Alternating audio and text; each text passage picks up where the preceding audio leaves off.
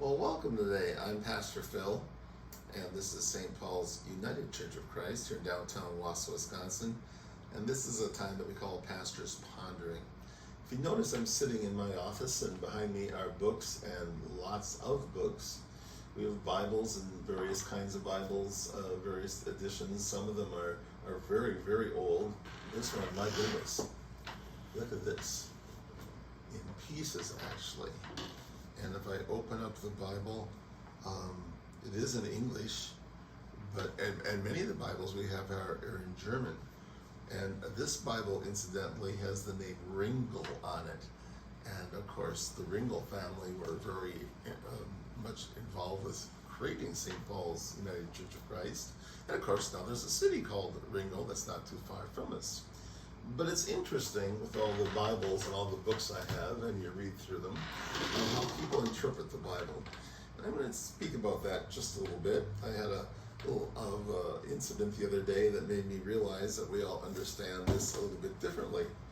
But I'm going to begin with the book of Revelation, and it's John who's writing this book. And I'm going to start out with chapter 1, where it says, "This book is the record of the events that Jesus Christ revealed. God gave this revelation in order to show to his servants what must happen very soon. Christ made these things known to his servant John by sending an angel to him. And John told all that he'd seen. This is the report concerning the message from God and the truth revealed by Jesus Christ. Happy is the one who reads this book, and happy are those who listen to the words of the prophetic message and obey what was written in this book, for the time is near when all these things will happen."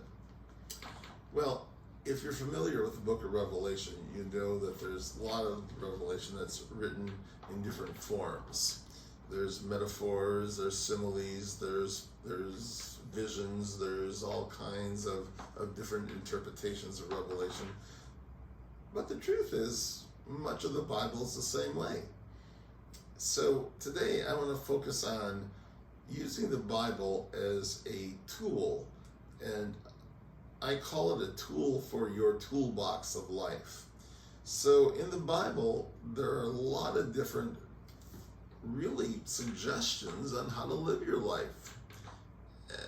And they're really more than suggestions, that's a light word, but the truth of the matter is, if we look at one place, in my mind, at least defines how we should live our lives.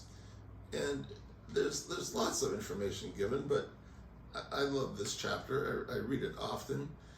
And I think if we live by these words, we're really doing a pretty good job of living life. Because you see, life is patient and kind. It is not jealous or conceited or proud. Love is not ill-mannered or selfish or responsible. Love does not keep a record of wrongs. Love is not happy with evil, but is happy with the truth. Love never gives up, and its faith, hope, and patience never fail. Love is eternal. There are inspired messages, but they are temporary. There are gifts of speaking in strange tongues, but they will cease. There is knowledge, but it too will pass.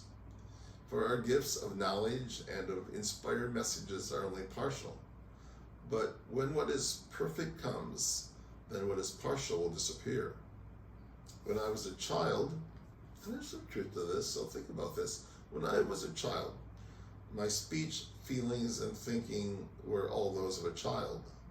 But now that I am a man, I have no more use for childish ways. What we see now is like a dim image in a mirror, but then we will see face to face.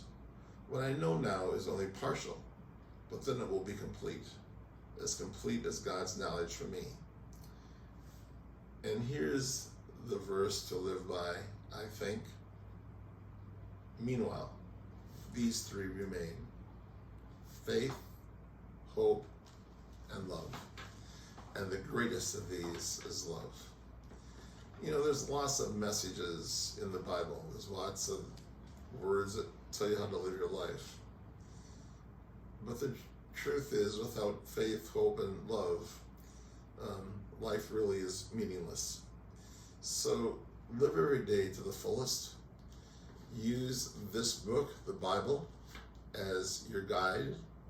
Don't use it as a weapon, but use it as a tool that's in your toolbox of life. And I will absolutely assure you that if you do, and if you live by faith, hope, and love, your life will be a much sweeter thing. God bless. Take care. Live life to the fullest every day. And we'll see you next time. So bye for now.